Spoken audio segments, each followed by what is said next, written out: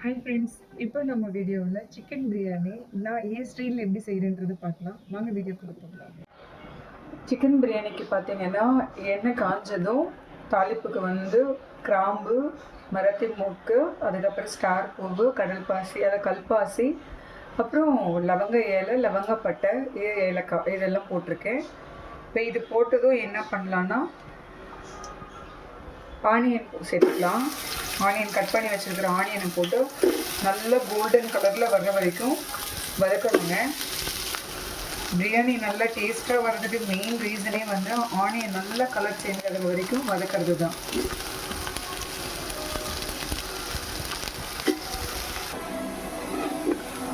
Onion வந்து நல்லா வதங்கியிருக்குங்க. இங்கே பாருங்கள் எவ்வளோ சூப்பராக வதங்கியிருக்குங்க. நான் பிரியாணி கொஞ்சம் ரைஸ் கம்மி தாங்க, பட் வந்து தாராளமாக இருக்கட்டும்னு சொல்லி கொஞ்சம் என்கிட்ட இருக்கிறத தாராளமான பெரிய பாத்திரத்தை எடுத்து வச்சுருக்கேன். ஆனியன் எந்த அளவுக்கு வதங்கியிருக்குன்னு பாருங்கள். பிரியாணிக்கு வந்து மெயின் வந்து இந்த அளவுக்கு ஆனியன் வதங்கிறது தான் மெயினாக வந்துட்டு பிரியாணி டேஸ்ட் கொடுக்குறது. இங்கே பாருங்கள் எவ்வளோ சூப்பராக வதங்கிட்டு ஆனியனே தெரியலை. இப்போது இந்த டைம் வந்து நம்ம கட் பண்ணி வச்சுருக்கிற தக்காளி, அப்புறம் காம்பு மட்டும் கிள்ளி வச்சுருக்கிற இந்த மிளகாவையும் அதை கூட சேர்த்துக்கலாம்.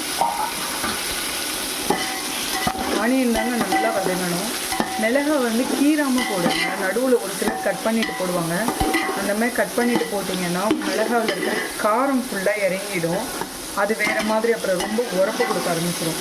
பட் இந்த மாதிரி காம்பு மட்டும் நீங்கள் பறிச்சுட்டு மிளகாவை கீராமல் போட்டிங்கன்னா அது எப்படி இருக்கும்னா டேஸ்ட்டும் வந்து சூப்பராக இருக்கும். அந்த மிளகாவோட அரோமாவும் சேர்ந்து வந்து நல்லாயிருக்கும். பிரியாணியோட ஃப்ளேவரே வந்து சாப்பிட்றதுக்கு எப்படி இருக்குன்னா நீங்கள் பெரிய ஹோட்டலில் வாங்கி சாப்பிட்ற மாதிரி இருக்கும். சும்மா தக்காளி சாதம் மாதிரி இருக்காது, சூப்பராக இருக்கும். இப்போ இந்த தக்காளி வந்து நல்லா வதங்கிட்டோங்க. தக்காளி ஒரு 75% இல்லை, ஒரு 80% வந்து பார்த்தீங்கன்னா 80% நல்லா வதங்கியிருக்கு. பாருங்கள், தக்காளி எப்போவுமே வந்து இந்த அளவுக்கு வதங்குற வரைக்கும் இஞ்சி பூண்டெல்லாம் நீங்கள் ஆட் பண்ணக்கூடாது. இப்போ பாருங்கள் நல்லா வதங்கியிருக்கு, ஒரு 80% வதங்கிருச்சா. இப்போது இந்த திட்டத்தில் வந்து இது கூட வந்து நம்ம இஞ்சி பூண்டு பேஸ்ட்டை ஆட் பண்ணிக்கலாம்.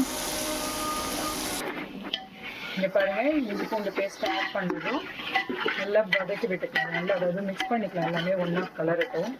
அந்த இஞ்சி பூண்டில் வந்து பச்சை வாசனை போகிற வரைக்கும் வதக்கிக்கோங்க.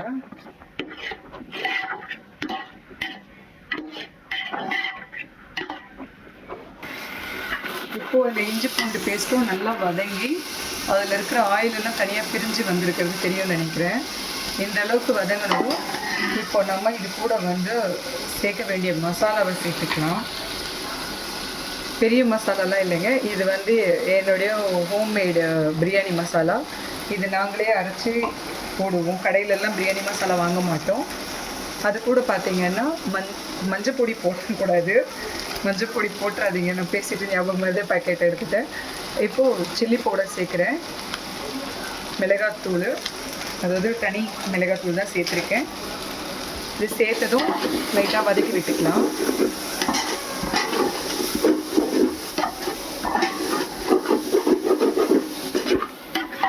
இப்போது மசாலா எல்லாம் ஒன்றா சேர்ந்ததுக்கப்புறம் அது கூடவே நம்ம தயிர் சேர்த்துக்கலாங்க. தயிர் ஆட் பண்ணதும் மசாலாவும் தயிரும் ஒன்றா கலந்து வர மாதிரி மிக்ஸ் பண்ணிக்கோங்க. நல்லா ஒன்றா மிக்ஸ் பண்ணிக்கோங்க.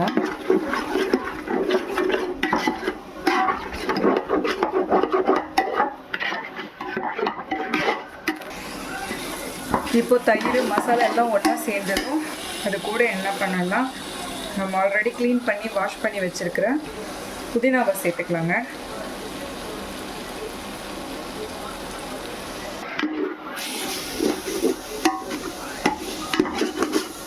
நமக்கு வீடியோ எடுக்க ஹெல்ப் பண்ணலாம் யாரும் இல்லைங்க. நானே வீடியோ எடுத்து நானே குக் பண்ணணும். அதனால நான் பேசுகிற வாய்ஸ் வந்து உங்களுக்கு கிளியராக இருக்கா என்னன்னு எனக்கு தெரியல. இப்படி கிளியராக இல்லைன்னா மன்னிச்சிடுங்க. இப்போது புதினா மசாலா எல்லாத்தையும் ஒன்றா போட்டு மிக்ஸ் பண்ணிவிட்டு நம்ம ஆல்ரெடி க்ளீன் பண்ணி வச்சுருக்கிற சிக்கனை வந்து அதுக்குள்ளே ஆட் பண்ணிக்கலாம். ஒரு சிலர் பிஃபோராகவே மேரினேட் பண்ணிப்பாங்கங்க, அதில் மசாலாலாம் போட்டு. அந்த மாதிரி பண்ண மாட்டேன். ஒரு சிலருக்கு ஒரு சில ஸ்டைல் இருக்கும் இல்லையா, அதில் என்னுடைய ஸ்டைல் இது. என்னுடைய ஸ்டைல் என்னென்னா, நான் ரெடி பண்ணுற என்னுடைய சீக்ரெட் பிரியாணி மசாலா தாங்க. அதுதான் என்னுடைய hope. Fish biryani, mutton biryani, chicken biryani எதுவாக இருந்தாலும் நான் ரெடி பண்ணுற அந்த ஹோம்மேடு பிரியாணி மசாலா அதை தான் போட்டு செய்வேன். சூப்பராக இருக்குங்க. நீங்கள் பாருங்கள், அவ்வளோதான். சிக்கனை ஆட் பண்ணணும். மசாலாலாம் ஒன்றா செய்கிற மாதிரி நல்லா மிக்ஸ் பண்ணி விட்டுக்கலாம். இப்போ பாருங்கள், சிக்கனு மசாலா எல்லாமே ஒன்றா சேர்ந்துருச்சு. இந்த டைம் வந்து இது கூட நம்ம ஆல்ரெடி எடுத்து வச்சுருக்க லெமன் ஜூஸை ஆட் பண்ணிக்கலாம். நான் கீலாம் சேர்க்க மாட்டேங்க. கீ சேர்க்க மாட்டேன், ஆர்டிஃபிஷியல் கலர் சேர்க்க மாட்டேன். அதுக்கப்புறம் பார்த்திங்கன்னா எசன்ஸ் எதுவும் சேர்க்க மாட்டேன். அப்புறம் மெயினாக வந்து ஆயிலும் நிறைய சேர்க்க மாட்டேங்க. சிக்கனை போட்டு வதக்கி வச்சு அதிலே லெமன் ஜூஸை விட்டுருக்கோம். இப்போது வந்து நம்ம சூடு பண்ணி வச்சுருக்கிற ஹாட் வாட்டரை இது கூட நம்ம ஆட் பண்ணிக்கலாங்க. பாருங்கள், ஆல்ரெடி தனியாக வந்து ஸ்டீம் பண்ணி வச்சுருக்கிற ஹாட் வாட்டர் இருக்குது. இப்போ இந்த ஹாட் வாட்டரை நம்ம மிக்ஸ் பண்ணி வச்சுருக்கிற இந்த சிக்கனு பிரியாணி மசாலா இது கூட வந்து ஆட் பண்ணிக்கலாம். பாருங்கள், ஹாட் வாட்டர் இதில் விட்டதும் நல்லா கொதிக்க வைக்கலாம். சிக்கன் நல்லா வேகட்டும், நல்லா பஞ்சு மாதிரி வேகட்டும். அது வரைக்கும் கொதிக்க விடுவோம்.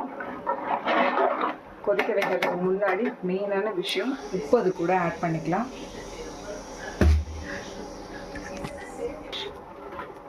நான் எப்போவுமே கல் உப்பு தாங்க போடுவேன். தேவைக்கேற்ப உப்பு அதில் ஆட் பண்ணிக்கலாம்.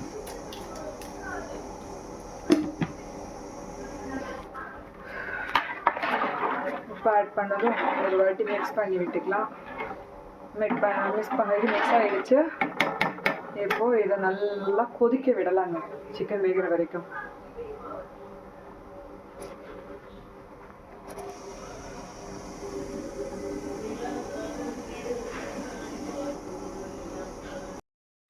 இப்போது சிக்கன் நல்லா வெந்து கமகமான ஸ்மெல்லும் வந்துட்டுருக்கு.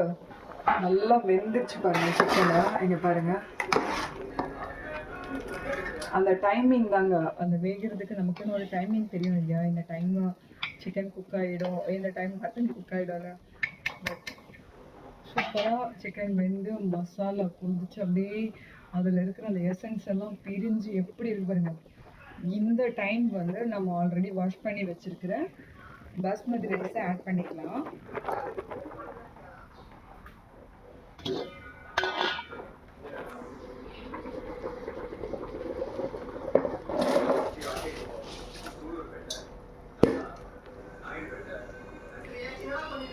ரைஸ் போட்டதும் சும்மா ரஃபாக ஒரே ஒரு வாட்டி அதை கலரி விட்டுட்டு க்ளோஸ் பண்ணிடலாங்க.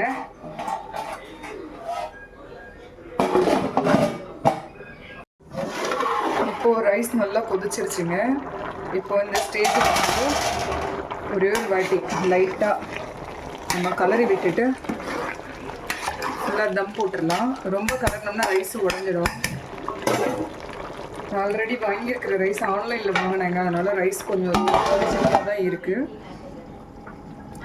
தம் போடுறதுக்கு க்ளோஸ் பண்ணிவிட்டு இப்படி வச்சாச்சு ஒரு வெயிட்டான ஒரு பொருளை.